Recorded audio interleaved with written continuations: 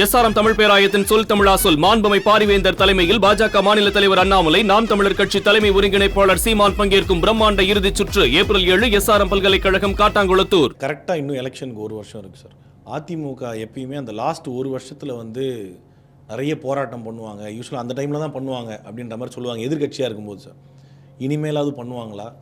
பண்ணுவாங்க. அதுக்கு காலம் கணிஞ்சிருக்கு. அவங்களுக்கு 8 கிரகங்கள் உச்சத்தில் இருக்கும்போது அந்த மாதிரிலாம் அமையும். அவங்களுக்கு திரு அண்ணாமலை போன்ற மாநில தலைவர் இருக்கும்போது எதிர்கட்சி யாருன்னா பிஜேபிங்கிற ஒரு பிம்பம் கொடுத்துச்சு. அது பிஜேபியில் பல விஷயங்களை டிஎம்கே கவர்மெண்ட் விஷயத்தை அவர் தான் எக்ஸ்போஸ் பண்ணார். நிறைய விஷயங்கள் அது முல்லைப்பெரியார் பிரச்சனையிலேருந்து ஏகப்பட்ட கச்சத்தீவு எப்போ கைமாறிச்சுங்கிற பிரச்சனையிலேருந்து நிறைய விஷயங்கள் அவங்க பீரியடில் மாறி மாறி மாறி டிஎம்கே ஃபைல்ஸ் இது எல்லாமே ஏடிஎம்கே செஞ்சுருக்க வேண்டிய விஷயங்கள். அன்னைக்கு ஆப்வியஸாக ஏடிஎம்கே தான் எல்லாம் இருந்திருக்கும். பிஜேபிக்கு ஓட்டும் வந்திருக்காது. பிஜேபிக்கு ஓட்டு கூடனா அண்ணாமலைனால மட்டும் இல்லை, அவர் செஞ்ச அரசியல்னால. அந்த செஞ்ச அரசியலை செஞ்சிருக்க வேண்டியது ஏடிஎம்கே. இப்போ ஏடிஎம்கே தவற விட்ட வாய்ப்பு நான் ஏற்கனவே பல முறை சொன்னேன். இன்றைக்கி நாம் தமிழருக்கு 8% இருக்குது, விஜய்க்கு 8% வரலாம், ஏடிஎம்கே பிஜேபி 8% இருக்குது ப்ரூவன். ஸோ இந்த 3-24 எங்கேருந்து வந்துச்சு? எங்கே போயிருக்கணும் இல்லாட்டா? இந்த 3 கட்சியும் இல்லை. தமிழ்நாட்டில் பிஜேபி வளரல, நாம் தமிழர் இல்லவே இல்லை. 2016 அப்புறம் தானே வர்றாங்க. நாம் தமிழர் இல்லவே இல்லை, விஜய் வரவே இல்லை. இப்போ இந்த 24% எங்கே போயிருக்கணும்? அப்போ ஏடிஎம்கே தவறு விட்ட வாய்ப்பு அவங்க பண்ணாங்க. அவங்க வாய்ப்பை தவற விட்டுட்டு அடுத்த கட்சி மேலே பாயிறது என்ன நியாயம் தெரியல நமக்கு. ஸோ இப்போயாவது ஒரு மாநில தலைவர் மாறி அப்போ இனிமேலாவது அக்ரெசிவாக செயல்படுறதுக்கான ஏதாவது முயற்சி பண்ணுறாங்களா பார்க்கணும். அப்போயாவது நான் தான் ஒரிஜினல் கட்சி, நீ போராடாமல் இரு அப்படின்னு சொல்லி இன்னொரு கட்சியை சொன்னால் அது ஒட்டுமொத்த நாட்டுக்கும் கேடு. உன்னை விட அதிகமாக நான் போராடுறேன்னு சொன்னால் மக்களுக்கு 4 உண்மைகள் தெரியும். அப்போ ஆளுங்கட்சிக்கு ஒரு நிர்பந்தம் இருக்கும், நிர்பந்தத்தின் மூலமாக செக்ஷன் பேலன்ஸ் இருக்கும், ஒரு நியூட்ரலான கவர்மெண்ட் நடக்கிறதுக்கான வாய்ப்பு இருக்குது மிச்ச சொச்ச காலத்துலையாவது. அது ஏடிஎம்கே செய்யும்னு நினைப்போம், எதிர்பார்ப்போம். நான் பலமுறை வெள்ளத்தின் போது கூட போகல. நான் பலமுறை திரு ஜெயக்குமார் அந்த முழங்கால் தண்ணியில் நிற்கல, என்ன பிரச்சனை ஓப்பனாக கேட்டேன். அதற்கு பிறகு கிருஷ்ணகிரி தருமபுரி பக்கத்தில் திரு எடப்பாடி பழனிசாமி போனார். அதுக்கு கூட வரமாட்டேன். நாங்கள் ஒரு அறிக்கை கொடுத்துட்டு திமுக அரசு செயல்படல மக்கள்கிட்ட போய் நிற்க வேண்டாமா, எனக்காக கூட நின்னாங்கிற பிம்பம் வேண்டாமா? அதை கூட அவங்க செய்ய தேங்க, நான் பார்த்துக்கலாம் அப்புறம் பார்த்துக்கலாம். அதில் என்ன செலவாக போகுது? அது என்ன 10 கோடி செலவாக மாநாடு நடத்த சொல்கிறோம்? மக்களுக்காக நிற்கல, என்ன பிரச்சனை வந்துச்சு? அது ஏடிஎம்கே தமிழ்நாட்டில் இருக்கிறதுல பெரிய கட்சி. ஸோ அவங்க அதை செய்வாங்கன்னு நினைக்கிறோம். அதான் எதிர்பார்ப்பு. இல்லாட்டி ஒரு சிறந்த எதிர்கட்சியாக இருந்தாங்கன்னு திரு கலைஞர் அவர்கள் ரொம்ப முறை சொல்லியிருக்காங்க. எதிர்கட்சிகள் ஸ்ட்ராங்காக இருந்தால் ஆளுங்கட்சி ஒழுங்காக இருக்கும்.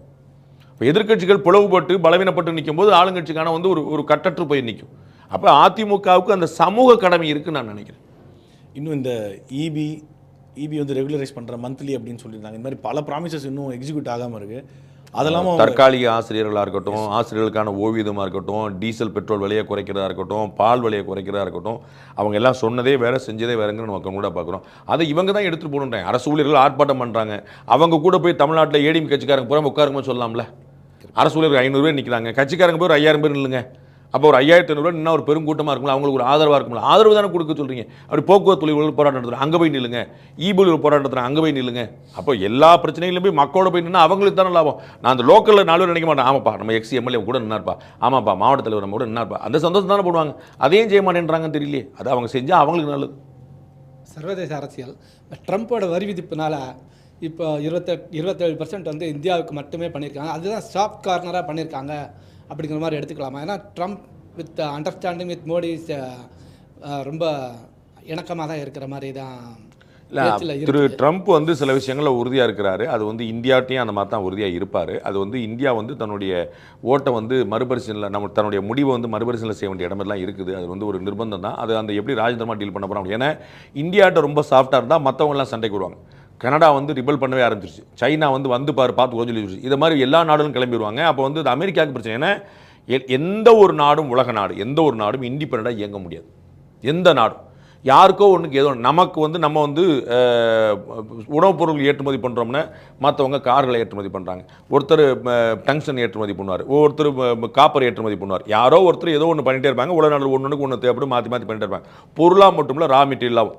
ஸோ எந்த ஒரு நாடும் இண்டிபெண்ட், அமெரிக்காவாக இருந்தாலும் சரி, ஐரோப்பாவாக இருந்தாலும் சரி, யாராக இருந்தாலும் இண்டிபெண்டாக இயங்க முடியாது. அப்போ எல்லாமே ஒன்றுக்குலாம் இருக்குது. அப்போ என்னுடைய பொருட்களாக நீங்கள் பயங்கரமாக அவர் வரி விதிச்சிருக்கீங்கிற ஒரு சண்டை அவர் எழுப்புறார். அந்த நாட்டு தரப்பில் யோசிச்சிங்கன்னா, அமெரிக்க தரப்பில் யோசிச்சா அது சரி. நம்மக்கிட்ட நல்ல ஒரு நட்பு இருக்குது, இந்தியாவுடைய நல்ல ரிலேஷன்ஷிப் இருக்குது. அண்டு மோடி அவர்கள் பர்சனலாக நல்ல ரேப்போர்ட் வச்சிருக்கனால அவருக்கு ஒரு தர்ம சங்கடம் ஆக்சுவலாக. நம்ம அதனால் 50க்கு 50 போட சொல்லாமல் 50க்கு 25 போடுறேன்னு சொல்லியிருக்காரு.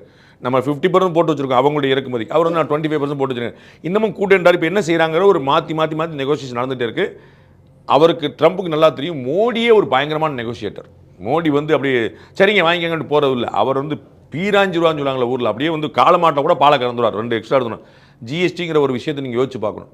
1 லட்சம் கோடியாக இருந்தது இன்றைக்கி வந்து ஒரு மாத வருமானம் கிட்டத்தட்ட 2 லட்சம் கோடி எட்டிருச்சு. ஒரு வருஷத்துக்கு வந்து ஒரு 20 லட்சத்துலேருந்து 24 லட்சம் வரைக்கும் வந்து வருஷம் 20 லட்சம் கோடி வருஷத்துக்கு. எவ்வளோ நியூ ஜெனரேஷன் ஆஃப் டேக்ஸ்ன்னு பாருங்கள். இது வந்து எந்த வலிக்காமல் எந்த பிரச்சனையும் இல்லாமல் அமைதியாக சுமூகமாக கொண்டு வந்து நிற்கிறாங்க. அது வந்து அதில் வந்து ஒரு பயங்கரமான மாஸ்டர் அவர். அவர் வந்து அந்த ப்ரொடக்டிவிட்டி எடுக்கிறதுல ஒரு பெரிய கெட்டிக்காரர். அதே தான் ட்ரம்ப்பும் இவர்கிட்ட பாடம் கற்றுக்கிட்டது தான், புரியுதுங்களா? அப்போ இவர் இந்தியா ஃபஸ்ட்டுனாரு, அவர் வந்து யூஎஸ் ஃபஸ்ட்டுன்னு சொல்லிட்டு கிளம்பியிருக்காரு. அப்போ 2 கெட்டிக்காரர்கள் சந்திக்கும் போது அது வந்து கவனிக்கிறதுக்கு சுவாரஸ்யமான விஷயம். அது எப்படி வருதுங்கிற நம்ம பொறுத்து பார்ப்போம்.